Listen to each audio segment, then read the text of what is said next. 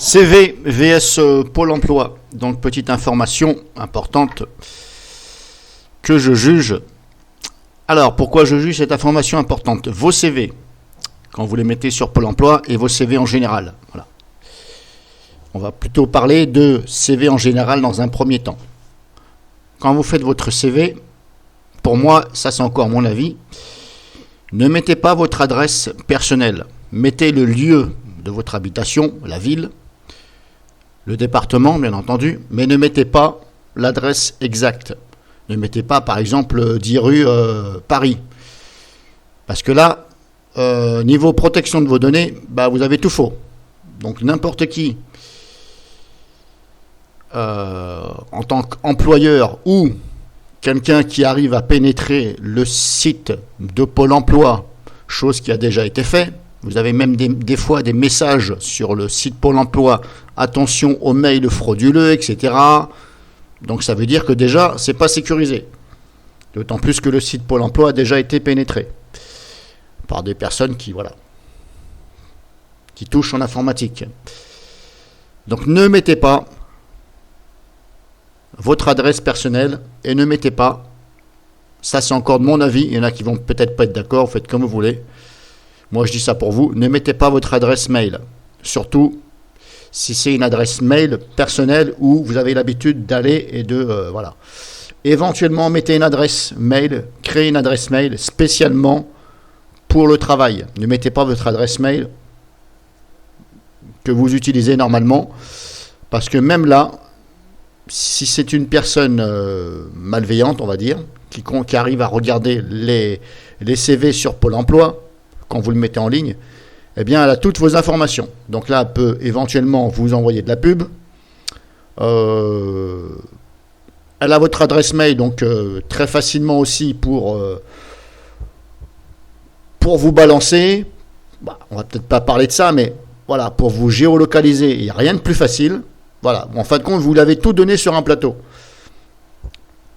Moi, quand je fais un CV, je ne mets jamais mon lieu exact d'habitation, je ne mets même pas le nom de la rue, je mets la ville, le code postal, et je mets même pas mon adresse mail, je mets mon numéro de téléphone de chez moi, même pas le numéro de portable.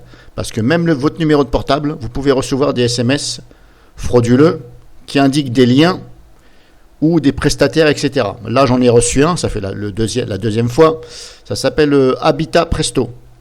Donc Habitat Presto, c'est quoi? C'est tout simplement,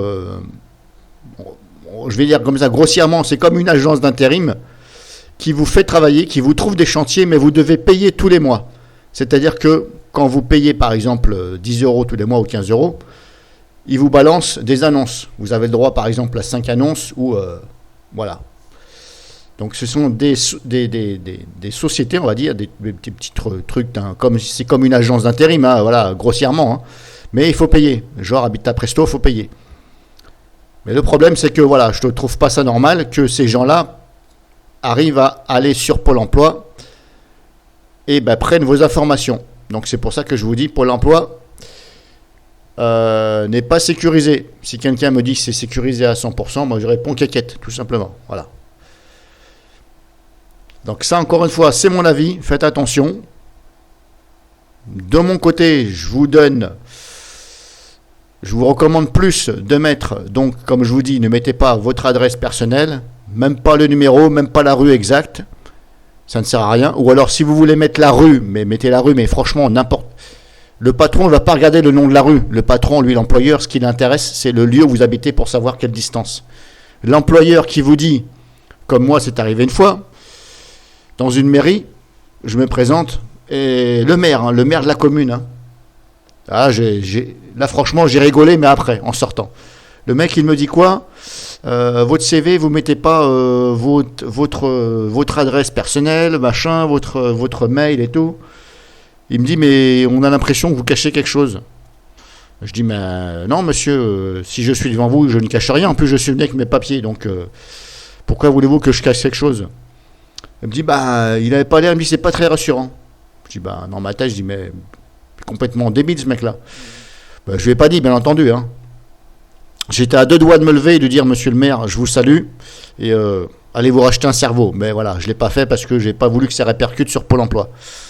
En plus, c'est le maire. Voilà, donc il avait mes informations, mon CV, donc voilà, j'ai dit on sait jamais. Donc le mec, n'importe quoi.